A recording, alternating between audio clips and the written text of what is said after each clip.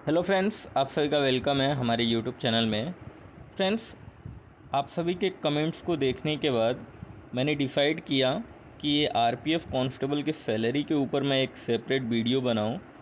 लेकिन गाइस, ये मैंने बहुत रिसर्च करके मैं वीडियो बना रहा हूं और आपको मैं ए टू जेड पूरी जानकारी आपको बताने वाला हूं कि आपका जो सैलरी है वो इन हैंड आपको कितना मिलता है डिडक्शन होने के बाद।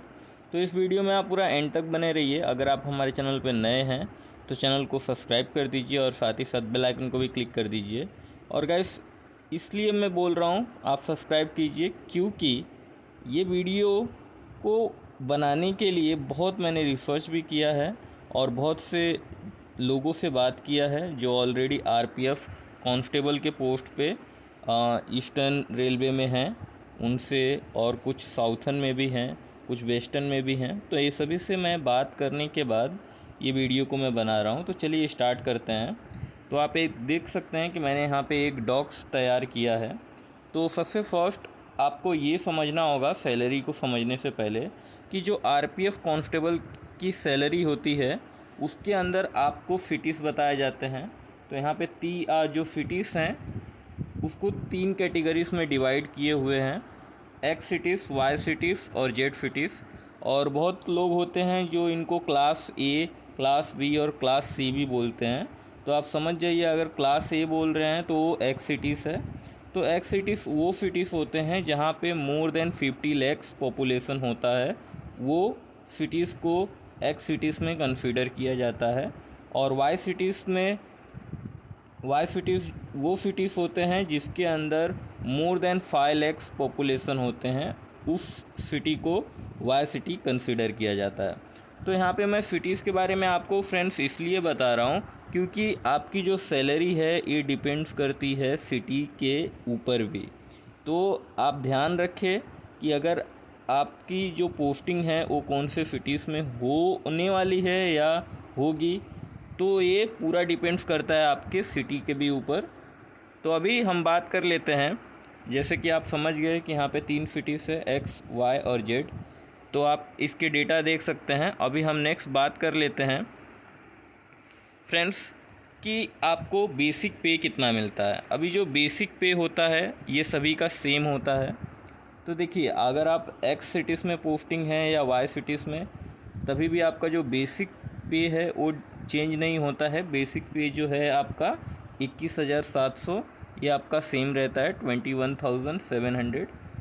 और आप यहाँ पे देख सकते हैं डीए, जिसको डियरनेस अलाउंसेस कहा जाता है, ये जो भी बेसिक पे आपका रहता है उसका 4% आपको मिलता है। तो आप देख सकते हैं कि क्लास ए में और क्लास बी में और क्लास सी में आपको क्या दिया जा रहा है। तो मोस्टली आपका जो डीए भी है वो सेम ही होगा क्योंकि वो आपके जो भी बेसिक पे होता है उसका 4% आपका डीए होता है। तो आपका जो भी बेसिक पे है वो तो चेंज होने वाला नहीं है। तो आपका जो डियरनेस अलाउंसेस है वो आपको तीनों ही सिटीज़ में सेम देखने को मिलता है। लेकिन आप अभी यहाँ पे आपको देखना है डिफरेंस, आपकी जो सैलरी है वो क्यों एक्स सिटीज़ में कम होती है और वाई सिटीज़ में वाई सिटीज़ में कम होती हैं और एक्स सिटीज़ में ज़्यादा होती हैं। ऐसा क्यों होता है? क्योंकि ये आपका डिपेंड्स करता है एक ही फैक्टर पे, और ये है हाउस रेंट अलाउंसेस। आपको क्लास ए के सिटी में मीन्स एक्स सिटीज़ में आपको जो बेसिक पे का 20% आपको दिया जाता है हाउस रेंट अलाउंसेस। और आपको अगर आप क्लास बी में हैं तो आपको 16% दिया जाता है। और अगर आप क्लास सी से बिलोंग करते हैं मीन्स जेड सिटी से बिलोंग करते हैं तो आपको बेसिक पे का 8% दिया जाता है। और आप ये स्क्रीन पे देख सकते हैं कि बेसिक पे का आपका 20% कितना होता है।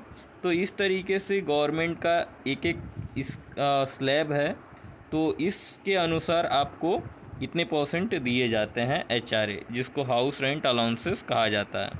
नेक्स्ट हम बात कर लेते हैं टीए के बारे में। तो आप देख सकते हैं टीए भी आपका सेम ही होता है 3600 रुपीज़, और ये सभी सिटीज़ में सेम होता है। और जो आपका नेट एक्रॉस सैलरी बनता है क्लास ए में वो आपका 31,270 रुपीज़, और आप देख सकते हैं क्लास बी में मीन्स वाई सिटीज़ के अंदर आपकी जो सैलरी है वो 29,636 रुपीज़, और ये आपका जो लोवेस्ट सिटी है जेड सिटी उसके अंदर आपका 27,902 रुपीज़ बनता है। तो ये आपका क्रॉस सैलरी हो गया। अभी इसके अंदर गाइस आपका डिडक्शन नहीं हुआ है। इसके अंदर डिडक्शन होने के बाद अभी डिडक्शन किस चीज़ों पे होता है, जैसे कि पीएफ वगैरह आपका कटता है और कुछ टैक्सेस होते हैं गवर्नमेंट स्कीम्स के, उन टैक्सेस भी इसी सैलरी के अंदर आपके जो नेट सैलरी है इसमें से काटा जाता है। तो आपको जो इन हैंड सैलरी है वो एक्स सिटीज़ में अगर हम बात करें तो आपको 29,270 रुपीज़ मिल जाता है। अगर हम वाई सिटीज़ में बात करें तो 27,636 रुपीज़ मिल जाता है, और आप ये जेड सिटीज़ में भी देख सकते हैं। अभी देखिए आप लोगों के कमेंट्स आए थे और वहाँ पे आप लोग बता रहे थे कि नहीं जो कांस्टेबल होते हैं उनकी सैलरी 41,000 या 42,000 मिलती है। तो देखिए ये सरासर गलत है। कांस्टेबल की सैलरी इतना नहीं मिलती है, वो सैलरी जो होता है वो आरपीएफ एसआई का सैलरी होता है, वो कांस्टेबल का सैलरी नहीं होता है। क्यों?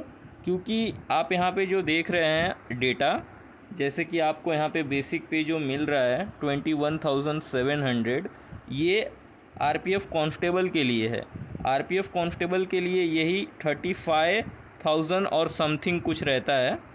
तो ये आरपीएफ आपका एसआई के लिए रहता है, तो उनका सैलरी जो है वो इंक्रीज़ हो जाता है। वो आपको 40,000 से लेके 45,000 के अराउंड देखने को मिलता है पर मंथ स्टार्टिंग में। लेकिन अगर आप आरपीएफ कांस्टेबल की सैलरी इन हैंड आपको नेट जानना है तो आपको यही आरपीएफ कांस्टेबल की सैलरी आपको मिलती है पर मंथ। अभी यहाँ पे आप देखिए आपकी सैलरी के अंदर और भी इंक्रीमेंट हो सकता है अगर आप यहाँ पे नाइट अलाउंसेस आपको यहाँ पे मिलता है, अगर आप नाइट शिफ्ट में भी वर्क करते हैं तो उसके अनुसार। तो ये तो आपके ऊपर डिपेंड करता है कि आपका जो शिफ्ट है वो कौन कौन से डे में है या नाइट में भी है। तो ये आपका यहाँ पे 4-5,000 और भी आपका जो भी सैलरी होता है ग्रॉस सैलरी उसके अंदर इंक्रीज़ हो जाता है। तो गाइस यही इन हैंड सैलरी है, आप देख सकते हैं, और यही आपको आरपीएफ कांस्टेबल में सैलरी दी जाती है पर मंथ। तो फ्रेंड्स अगर आपको वीडियो अच्छा लगा तो वीडियो को लाइक कर दीजिए, चैनल को सब्सक्राइब कर दीजिए और साथ ही साथ बेल आइकन को भी क्लिक कर दीजिए कि मेरे वीडियोस की जो भी नोटिफिकेशन रहे वो आप तक मिलता रहे।